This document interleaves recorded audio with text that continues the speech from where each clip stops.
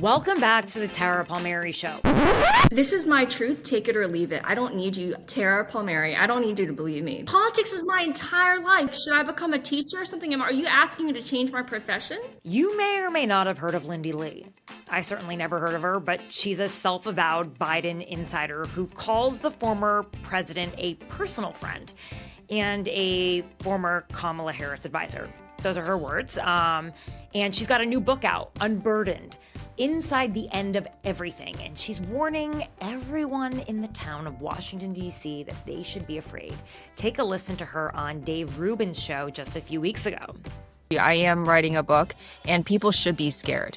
They should be scared because I know exactly where the bodies are buried. I watched that interview, and I really didn't learn anything that I didn't already know from the number of Biden books that I've been pouring in. I've got to be honest with you. And I have had the authors on from all of those books. I welcome them on my show. I think that we should be talking about this because I don't think that the Democratic Party can move forward without seriously atoning for what happened, the cover-up of his condition, trying to run him as a candidate, keeping him away from the public. I think that people who were in leadership at the time, like Gavin Newsom and Pete Buttigieg, people who Lindy Li calls out in this episode, they too need to open up and say what they knew and when they knew it. Just listen to me asking Rahm Emanuel about it. He was Biden's former ambassador to Japan. When did you realize that Joe Biden wasn't fit to run for re-election? I told him in no uncertain terms of what I thought the consequences were in heading down this. When I had Jill Biden's former communications director, Michael LaRosa, on my show, I asked him about it. Take a listen here. Astor's choice to run again that led to a campaign of, quote, gaslighting and denial. Because you work so closely with the family and Jill Biden, do you think this is an accurate representation of what happened in 2024? Every politician, everybody, every human being tries to cover up age. And of course, when I have those authors on the show, I say, tell us everything. I don't think this was a cover-up in the classic Watergate sense. The thing that Lindy says makes her book different than the others is that she had firsthand unprecedented access to Harris and Biden.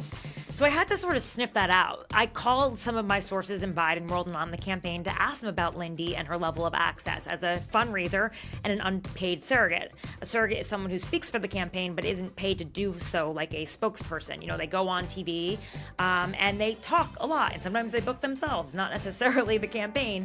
But I had just never heard of her. I'd seen her from time to time on TV, but I didn't think that she was someone that the inner circle turned to. And remember, these people were super, super insular, especially the Biden world. So insular that he didn't even speak to members of his own cabinet like Janet Yellen. Just listen to that interview I did with Rahm Emanuel. He said that he barely saw Joe Biden. You can watch that on YouTube at Tara Palmeri. You can see all of these interviews that I've done on this very subject.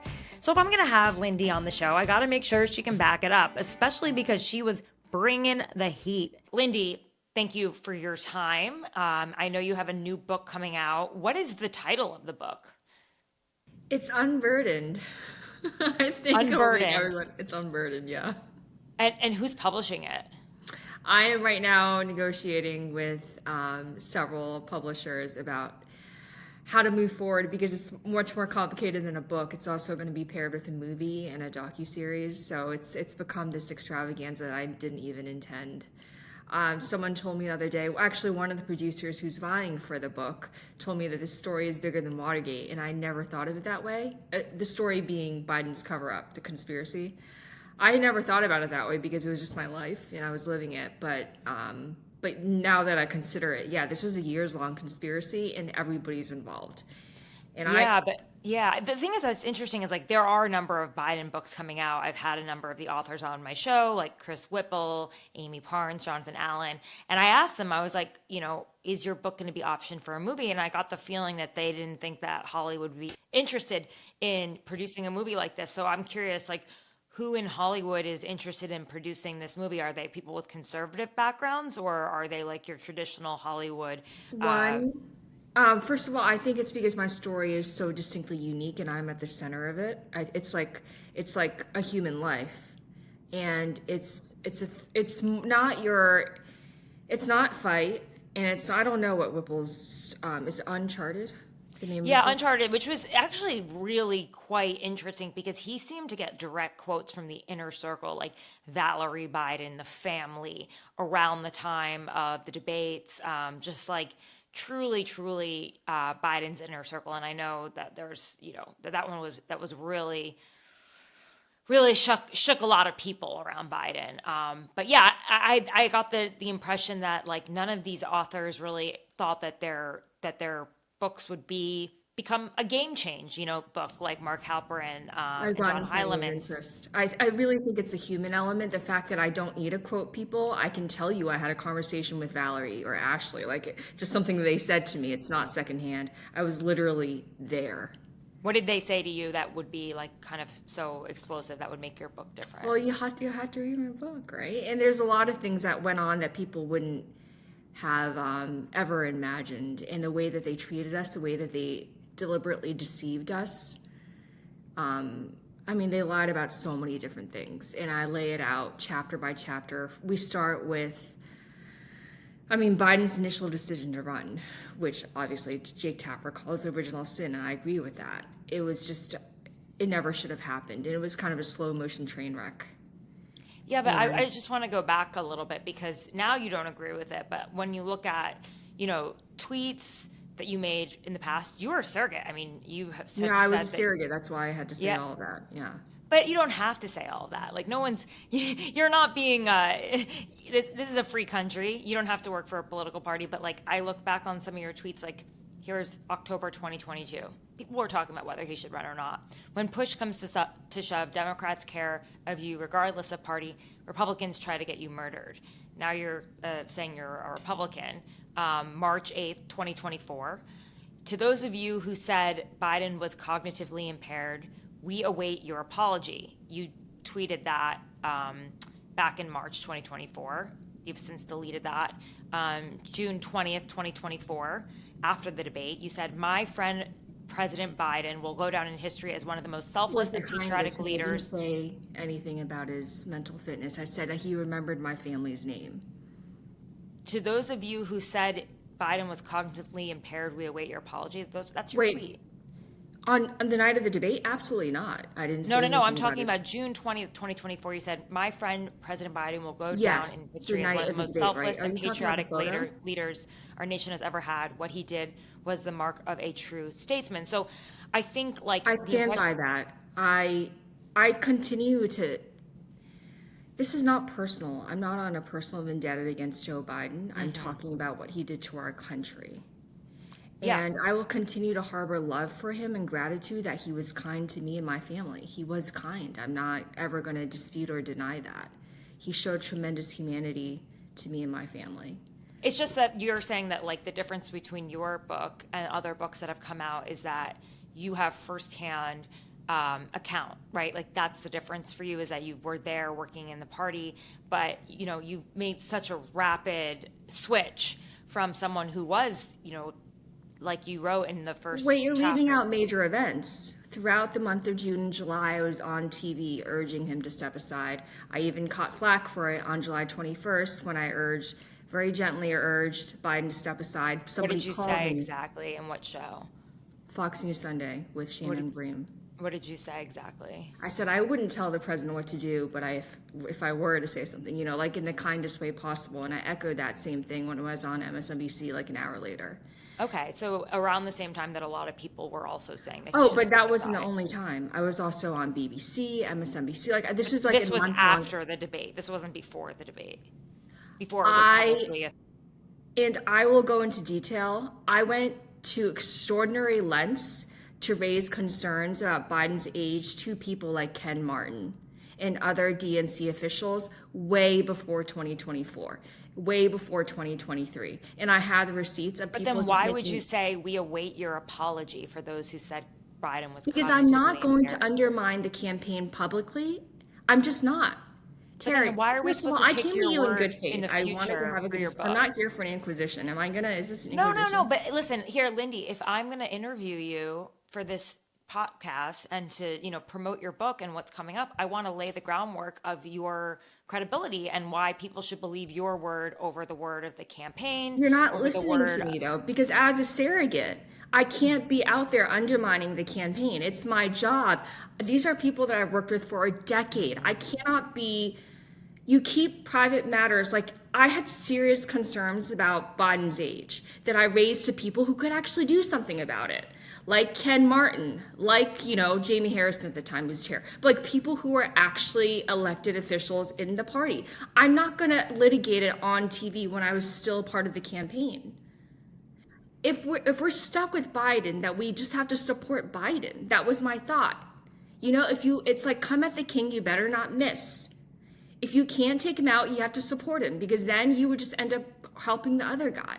That was the logic that everyone was operating under. Do you have any regrets about that? About like not writing this book then? I never even wanted to write a book. I never even wanted to leave the party. I never wanted to. After Election Day, I just wanted to remain on the moderate conservative wing of the party. I'd never anticipated any of the subsequent events, actually. I just never anticipated it. I never planned. If I had planned on writing a book, I would have been much more meticulous in keeping records. I have a poor habit of deleting emails. So for the future, for people who are not as politically savvy, like, should we trust campaign surrogates when they go out there and they, read the talking points for the campaign, or they say they keep the line? Like, should we trust them? That's a really good question, actually. Because if they're appointed by the campaign to be your surrogate, there's no way they would undermine the campaign. Then why wouldn't they just, like, if they didn't believe in it, like, why would they take that job? The thing is, you're a believing Princeton in it. graduate, like, you didn't need to work on a campaign. This is politics is my entire life. If you cut me open, it's all politics. I do have to work on a campaign because it's my raison d'etre. It's just as politics is me. Is politics about power or policy to you? Like, what's it about? Politics. And, well, actually, my one issue is environment and immigration.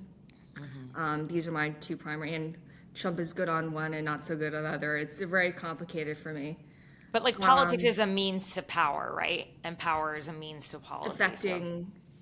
Affecting policy. I also just love democracy, having grown up in having been born in an authoritarian regime. I think I have a special appreciation of it that even someone like my brother who's born here doesn't get. The fact, like, where I was born, you would get locked up for airing any sort of opinion.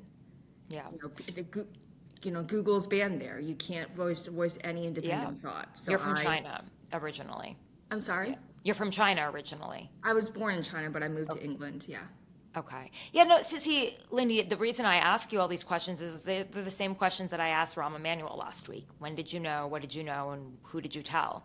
Because I do think, like, for people that are going to be public people who were affiliated with the Biden campaign or Biden White House, they have to come clean in some ways and say what they knew, when they knew, and why they didn't say anything to have any credibility going forward, I think. Because, we wouldn't be here right now if there was another president. If people said a lot of things apparently privately, but they weren't willing to say anything publicly until it was so blatantly obvious that he could not run. Well, also during the in June of 2024, there wasn't a certainty that he would drop out. It might seem certain now, but he was holding on tenaciously. Biden would not go. I want to make that very clear. We had to drag him kicking and screaming. Yeah, exactly. But what if he was dragged kicking and screaming before that? That is why I actually have receipts and I have multiple witnesses. And it's not actually, I didn't just say it privately. I said it in front of like groups of people, and then I would be shamed. I said it in front of Wendell Pierce, the guy from The Wire. I said it in front of my brother. I said it in front of Ken Martin. They all heard me. It was the day that David Ignatius' article came out on September 12, 2023. We were in Chicago at a donor dinner. And I said, did you read this article? Do you agree with it? Don't you think that Biden is too old? Yeah. And Ken basically dismissed me in front of everybody, making me feel stupid for even voicing that concern that Biden was too old. He's like, oh, no, he's totally fine. But you actually have a really big platform. You do. You've got 389,000 followers on X. I'm sure you could have gotten like a conservative outlet or whoever to like allow you to say what you were seeing. Like if you had done that then, I think people would take you very seriously. That was a moment when a lot of people weren't willing to come out and challenge Biden. But if you had the story that you have now, then you could have changed the course of history. Have you ever thought about that? Yeah. Mm-hmm. Do you have any regrets? And I was, I take responsibility. Mm-hmm. I bought into the Trump derangement syndrome, number one. I just bought into it, lock, stock, and barrel. And I bought into this idea of Biden that I had. I was loyal to him. You have to understand how touched I was by just the kindness that he's shown me, not just through politics. I didn't meet Biden through politics. I met him through the American Association for Cancer Research in 2017. So this goes way back. So I felt a sense of, as an immigrant, I felt just so grateful to know a kind man like him, like this, basically this vice president who gave me the time of day. And in 2019, I didn't think that he was in cognitive decline. Like, yes, he was slowing down, but I didn't think that there was anything seriously wrong with him. It was in 2022 that I was like, wait a minute. And then I started talking with reporters. There's one reporter that I was talking to, actually, from Politico, because she's from Philadelphia, and I felt comfortable with her. She used to work, I don't want to, you probably know who it is. I don't want to drag a private individual into this, but she used to work for the Philadelphia Inquirer and covered me when I was running for Congress. So I felt comfortable with her. And I had been talking to her about Biden's age for years, longer than anyone knew, because this has been a recurring concern for me. But a first-hand account is way more powerful, which is why I think also your book will be more powerful if it is a first-hand account, you know what I mean, on the record. And there are things that haven't been discussed in the public arena, like just pure deception and manipulation of donors. But that's why you know that your credibility is going to be so important for this story. And that's why this conversion that you've made from Democrat to Republican is going to be, it's going to call into question. I'm actually not registered as a Republican. I'm a conservative. I feel more comfortable being described as a conservative. But you went from being like Kamala Harris campaign, she loses, conservative. So, people are going to look at this. They're going to see the whole body of your story, of your work, and they're going to say... And I welcome them to, because 5 years ago, I did the same thing. I went to war with the leftists. So this is not a conversion, so to speak, as more of a revelation, as like liberation, emancipation. I can finally be who I am. 5 years ago, I tried to do the same thing. I tried to get the party to moderate, and then AOC shamed me and made my name trend on X for hinting that I would prefer Trump over Bernie Sanders. Like, this is not new for me. This is just who I've been. And it happened after November 5th, crucially. So, AOC? No, your change, your switch. What I'm saying is that I've had conservative leanings for a very long time, and that was demonstrated most visibly in 2020 when I basically came out. And now it's even become even more visible in 2024, 2025. Okay, sorry, I'm asking you why you became more conservative after Kamala Harris lost the campaign. You were there. I've just been conservative. Oh, you're asking why I became more conservative? Well, you were working for the campaign for arguably very... By the way, I wasn't working for the campaign, never got paid for anything. You were I'm not a staffer, or I'm not a campaign staffer, let's be Okay, so you were a surrogate, so you were doing free work for them, and you were I was also on their I was one of their biggest fundraisers, too. I raised millions for them. You were an ally of the campaign, you would call yourself? How would you describe yourself? I served in many capacities. I was in leadership roles too, so I wore many hats. But I was on their National Finance Committee, so I raised millions for them. But I wasn't paid for anything. Right. But after the campaign, after the campaign, nobody paid me. No one has paid me for any of this. After the campaign, now you're a conservative, but during the campaign, you were not. I was still a conservative. You were conservative, but I now can you're... point you to a Fox News article wherein I describe myself as a Democrat, as a conservative Democrat. I've been describing myself that. That was in June 2024. I am Then why did you support Kamala Harris? Because she's not a conservative Democrat. I didn't want to support Kamala Harris. We were handed Kamala Harris. But you you stayed with them and you continued to be a Because I was a surrogate for her. Democrat. I didn't, Tara.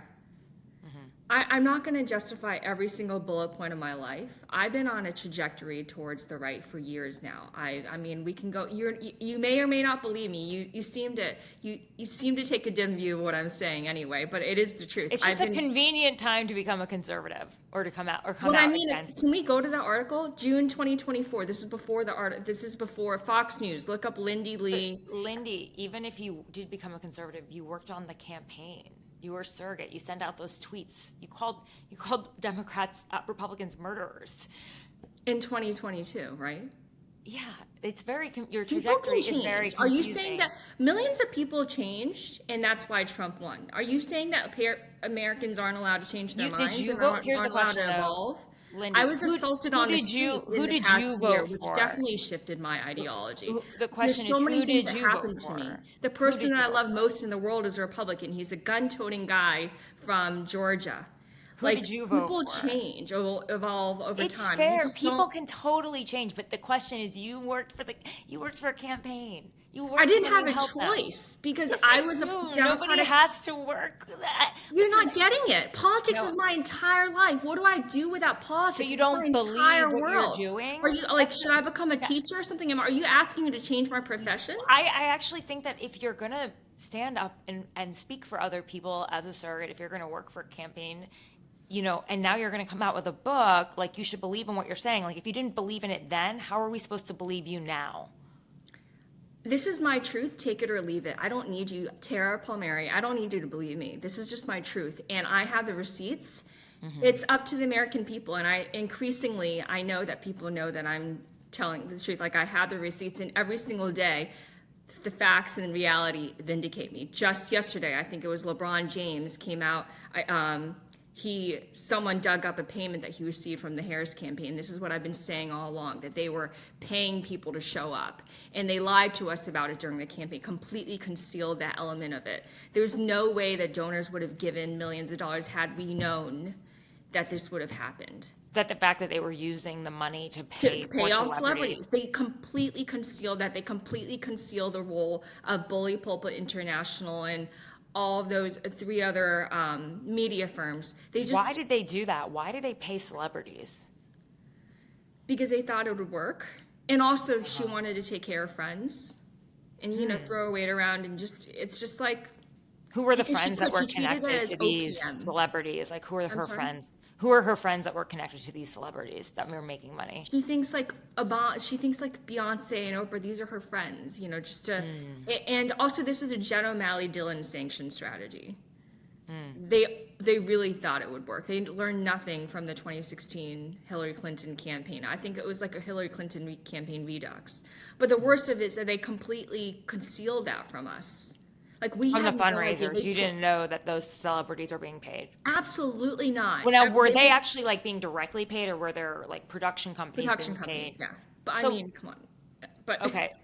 But so like every time we would go to these donor retreats, they would tell So us it that we would, was oh, it we're the gonna use- staffers who were making sure though that like the music was working, that that there was a set when they were performing, like that the sound and the lighting was right, like because that's kind of expensive. I donated. My family donated buildings to the campaign, and we filed that as an in-kind contribution. Yeah.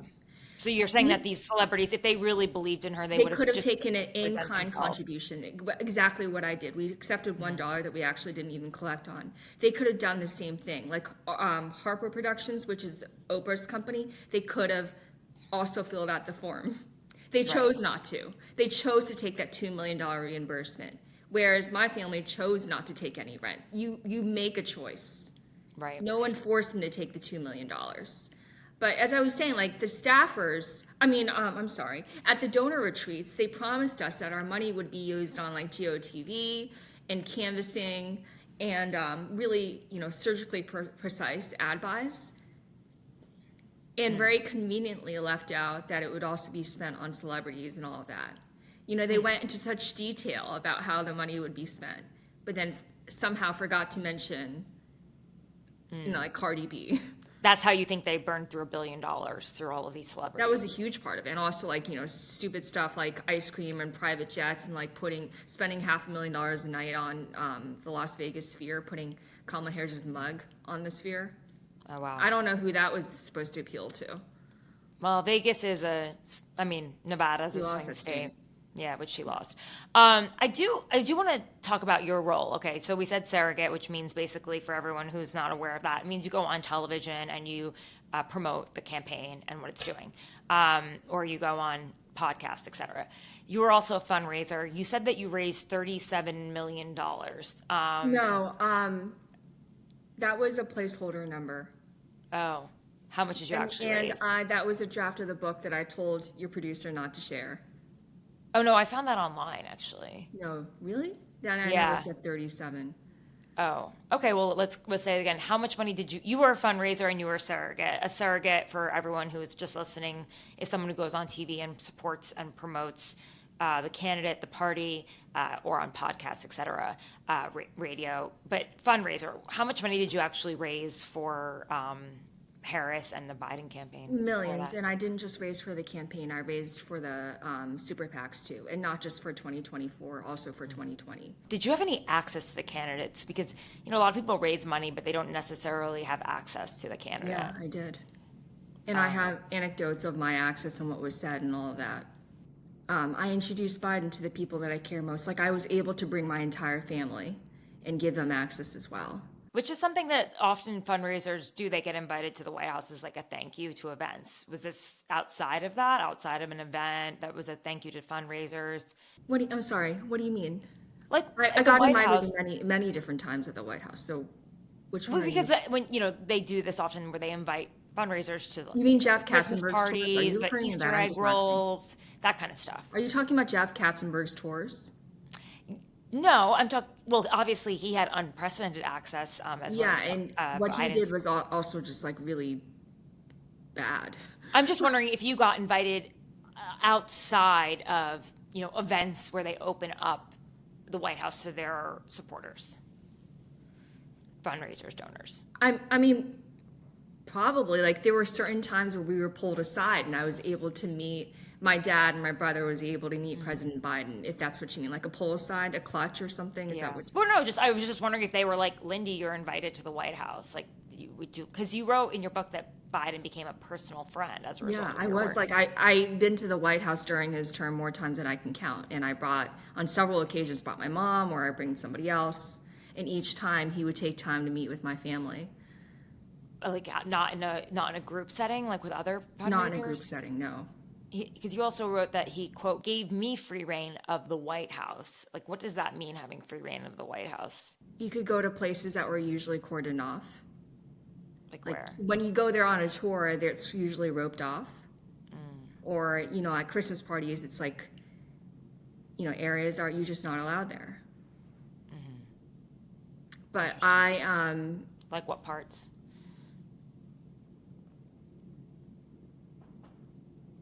I wasn't in the residence. I don't know the specific the names of the parts. I don't know what you're trying to get at. No, I'm just curious because I saw in the book you also wrote that that you could Right. take calls I from the asked Lincoln your bedroom. producer not to Why are you- share I know, but like, why are you being sensitive about a book that you're putting out? because it's in draft form right now. It's not even Okay. done. So you're sharing a form that's like really rough. And I specifically, he promised me that you wouldn't be sharing this rough draft with. It's not ready to be published, and you're sharing a draft that's not done. But if it's like a fact, it's a fact. Like if you wrote it, you were probably going to publish it, right? Like that's No, Why not not? necessarily. I didn't. Why wouldn't you share that? Like, why would you write that and not publish it? Because I'm working with somebody else on writing that book, and I know what you're referring to, and I didn't write that line. It was on a PDF that looked very like pitch book style. Like it's gonna, you know, if you're coming out with a lot of really big claims, Tara, which I don't doubt. I'm working with a ghostwriter. That was his first draft. I did not write that line. He just made that up. No, he didn't make that up. Tara, that is just not a version. And again, your producer said he wouldn't share it. It's in draft form. It's not, my book isn't out yet. It's not even available for pre-orders. Okay, it's not ready for public consumption. We are still writing the book. It's interesting to me because I don't usually write things down, I didn't write it. share things that would be pitched or written or sent around. It's not. It's in draft form. It's not even, we're writing the book. Yeah. Okay. So I wanted to ask you to, Are you just here to ambush me? What is I'm going on not here to right ambush now? you. Lindy, if you're going to have a book that comes out firsthand claiming to expose the party and and Biden, which you are fair to do so. Listen, there are a ton of books out there, but you're saying that yours is different. You have firsthand access. You've made this rapid conversion from being Again, I dispute that. It wasn't rapid. I've been a conservative Democrat for years. You went from being on the campaign to then calling the DNC a cult. You gotta have to explain to people why they should trust you in your book. It's really. I've explained again and again in every interview. It was so hard to leave because it is a cult. I voiced concerns about the Harris campaign and the spending, and they excommunicated me for it. They called me a all day long. You can read my replies. They're still doing that. You have that in text messages? Who's saying that? Just search Lindy Li and then whatever. She should be deported. These are people that are associated with the campaigns, or tons of them. Influencers who are associated with the campaign. She should be deported. You've probably seen the mass cancellation campaigns. I didn't see them against you. I haven't really been paying that close attention. But are they working? Are they officials? That's the thing. Yeah, Jamie Harrison. Yeah, Jamie Harrison repeatedly called me names. The chair of the party. All sorts of things. On the record or on background? On his X account. Oh, let me see what he said. I didn't know that. What do you think that's in your book that's different than what's coming out or what's going out there? A lot of things. Like what? A lot of things that haven't been said. Oh, former DNC chair destroys MAGA turncoat Lion Lindy Li. He called you Lion Lindy Li. Okay, so you're saying a lot of things, but what are those things? You're just gonna have to read my book. Do you understand why some people might say that this is an opportunity to seek fame? Again, no, I have an obligation to prevent this current iteration of the Democratic Party from ever regaining power again. I feel like there's a lack of trust here. I'm not particularly comfortable with sharing anything extra, but I have an obligation to prevent people like Harris and Newsom and Buttigieg from ever regaining power.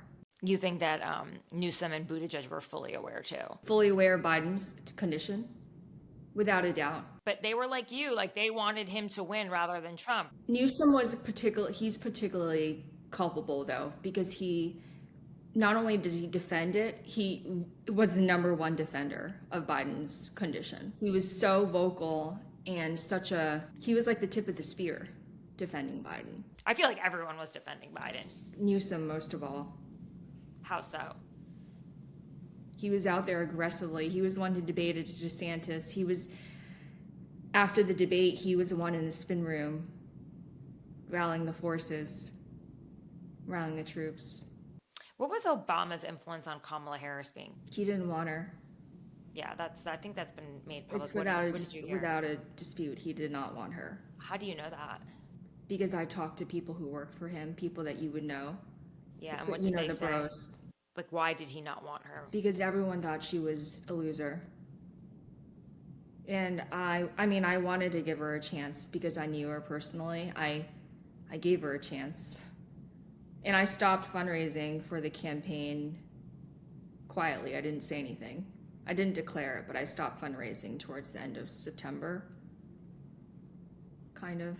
I don't remember the exact date, but around that time, I just didn't want to do it anymore because I didn't believe in her as a candidate. But you were at the Conrad Hotel on the night of the election, right? Which is where where her party was technically, right? Or her donors. Yeah, I left. My brother and I left. But you were on the BBC that night to talk about the campaign as a surrogate, right? I was, yeah. And then you went to Howard University to also be on TV to talk about the campaign enthusiastically. At that point, no, I didn't. I did not talk about the campaign enthusiastically at Howard University. Did you go to Howard to go on TV? I went, that was where we were sent to Howard. We were shuttled there. You know, you claim that some of the top officials like Anita Dunn, Mike Donnell, and Steve Ricchetti, they were in the White House. Like, how so? How did they do that? They were. All the donors were told to go through them. Every time we had an issue, we would email them.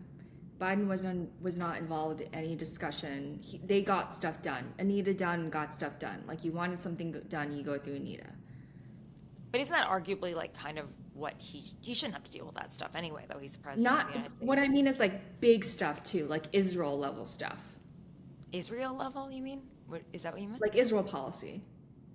They would email, like the Power Rangers guy, the donor, he emailed Anita Dunn because Anita Dunn was the decision maker on this. And not Biden. And she Not wouldn't relay Biden. his decisions. Interesting. Like he was he knew the broad strokes of what was going on in his administration. But the real power was Jill Biden and Anita Dunn and Steve and Mike and Anthony Bernal, actually. His name isn't really bandied about, but he actually had tremendous power as well. Yeah, he worked for the First Lady. So you said that like you became aware of Biden's decline. He was a friend of yours, a personal friend. How did that become clear to you? In 2022, I just felt like something was off. He wasn't as quick as he was before. You know, I'd spoken to him extensively over the years, not just on politics, but the cancer research stuff that I mentioned earlier. And like at events, he would need note cards for simple things, and there would be teleprompters for like 10 people.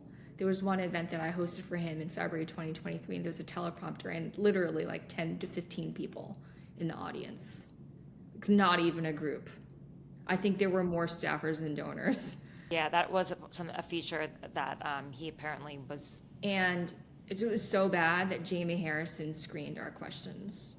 We weren't allowed. How did he It was a small screen group them? of people, and we couldn't even ask questions. Wait, how did he screen them? You would tell them beforehand. First of all, not everyone could speak. They confiscated my phone. They put it in a Ziploc bag. And they pre-selected people who could speak. And of those pre-selected people, they pre-selected the questions that they could ask. So, and then Biden, I'm assuming, got the question beforehand because it sounded very rehearsed. Everything was carefully orchestrated, and I posted a still of a dinner we had with Biden and Cedric Richmond and Jamie Harrison. And I was told to take it down. It was an Instagram story. It was like a still. It wasn't a video. There was no sound or anything. Like, there was nothing private about that photo. But they didn't want it taken. And part of the reason why White House donor photos took so long was because they didn't want him to look bad, because he looked really old. So they had to make sure the photos looked not like he was knocking on death's door. There are photos that I have of me and him which make him look really bad, like really, really old. Do you have any regrets about all of this? Like, any regrets at all? About just being a part of it all and not doing anything at the time. Trust me, I do all the time. It causes me agony. What do you think about the Trump administration? I like what he's doing I love what he's doing on immigration, actually. I hope he's actually more aggressive. When I brought up the same issue in the campaign, they call me a bigot. So I'm a naturalized immigrant. When you say they, who is they? Staffers, finance directors that I would speak to, I was like, don't you think this is a losing issue for us? They wouldn't say that you're a bigot. They would say that's a bigoted view. I mean, that's essentially calling me a bigot. I'm sorry, what was the question? What was your question? I said, what do you think about the Trump campaign? Oh, yeah, I love what he's doing on immigration. I love that he's slashing spending. I'm a huge fiscal conservative. I grew up with nothing, so my attitude towards spending is, if I don't have to spend, I don't want to spend, and that's the attitude that I bring to everything. I am concerned about the environment. I don't think Democrats should have a monopoly on the environment. I mean, after all, the EPA was founded under Nixon, and Democrats shouldn't have a monopoly on clean air and clean water. This is something that Republicans should adopt as well. Yeah. And part of the reason why I'm advocating so hard is the environment. I feel it's just something that's deeply entwined. Okay, before we wrap up, I just wanted to ask you about something that a senior official on the Biden and Harris campaign said. They accused you of capitalizing on this right now, on this moment where there are all these books coming out, and that you are seeking fame. And I wanted to give you an opportunity to respond to that. I mean, you did say that media exposure matters, it's political capital, it's leverage. What do you say to people who are going to say that and who are already saying that already? I have an obligation to do whatever I can to make sure that this Democratic Party never returns to power. Never, ever. They need to just burn everything down and start over. This is just bad. Every day they're out there doing something utterly ridiculous, like this Obrego Garcia stuff too, completely lionizing an illegal immigrant. And people like Harris and Newsom and Buttigieg, they're definitely going to run again. So I have a responsibility to say what I know. And I have a unique perspective on it. At the convention, I was literally sitting in the front row. I had a front row seat to a lot of these events, a lot of these moments. And I have an obligation to say something. I made the mistake of not saying it earlier. I'm not going to make the same mistake. Okay. Well, thank you so much for your time, Lindy. Appreciate it. And best of luck with your book. I hope it gets published, and keep us posted. Thank you. Okay. Bye. Thank you for watching the Tara Palmeri Show. This is still a very new show. The tone and style of each show is different, so are the guests. I am still working it all out, so I'd love to hear from you. You can check out the show, watch it at Tara Palmeri on YouTube. That's at TARAPALMERI. You can find me on all of my socials that way. You can also sign up for my newsletter, The Red Letter, by going to tarapalmeri.com. That's TARAPALMERI.com. And you can get all my exclusive reporting by signing up for the newsletter. Please consider becoming a paid subscriber, and you can get that reporting straight to your inbox and first. See you again soon. To support my journalism, please hit that subscribe button and share this with your friends. To get my reports first and straight to your inbox, consider becoming a subscriber to my newsletter, The Red Letter, at tarapalmeri.com. You can also become a VIP member of this channel, or even go a step further if you have the means by donating to my GoFundMe page. You can find it in the description to the show. See you again soon.